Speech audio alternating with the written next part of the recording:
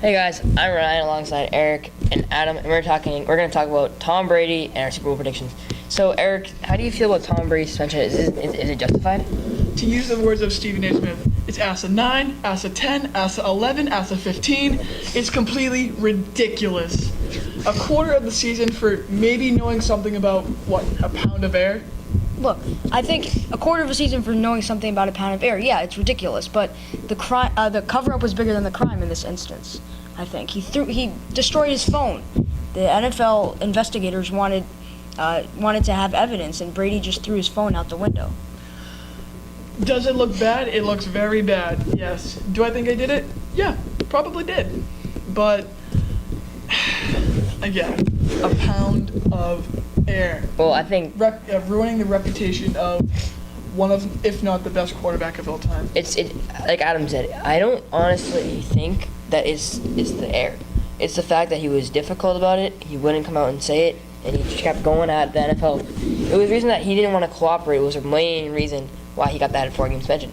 If he came out and said, "Oh, I cheated. I deflated the footballs. I knew about it," he probably would only get a game.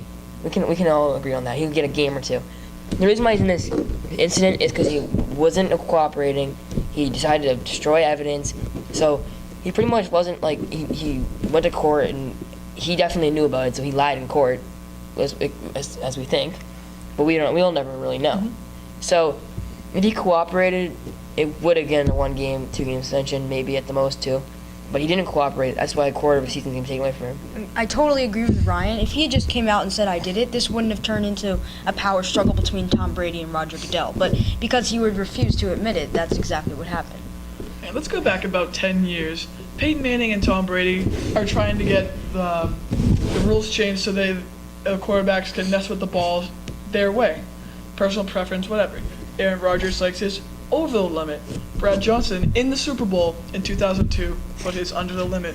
Roger Goodell is after Tom Brady. There's no other way to say it. It's in the rule book of equipment violation, $25,000, not 4 games and $1 million fine plus the loss of draft pick. I can see going after Brady, but the team, no. Absolutely but not. It's not. It's like we kept saying. It's not the deflation. It's the fact that he didn't want to cooperate. The deflation would have got him his fine, maybe a suspension. I don't really know. Goodell can do whatever he wants because that's what CBA rule. He can do whatever he wants. But it's not the deflation. It's on cooperation. But the thing is, Aaron Rodgers, the guys came out and said, "Oh yeah, that's how I like it." Tom Brady didn't come out and say, "Oh, I did it." He said, "I had nothing to do with it. There was no balls deflated." And to those people out there that think the cold weather deflates footballs, like, yes, but not that much. We all know that he cheated. He didn't want to. He doesn't want to tell the truth. If he told the truth, none of this would have happened, and his legacy wouldn't be as taking so much of damage. All right, let's move on to the Super Bowl picks. I got the Cardinals and the Steelers. With Pittsburgh, they have a top 5 receiver, Antonio Brown. Ben Roethlisberger, I think he has another run in him.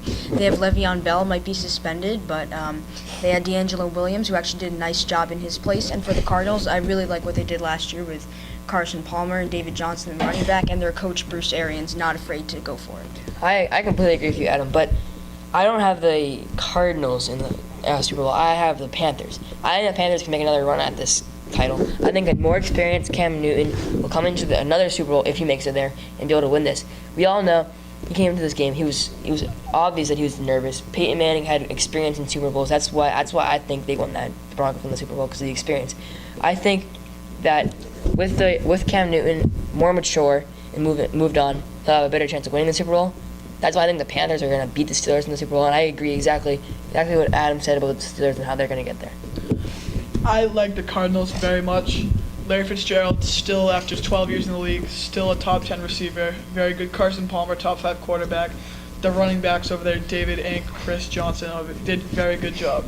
But I got to go with the Patriots out of the AFC. I know I might sound like a homer in this, but after the 4 games, we got Cleveland.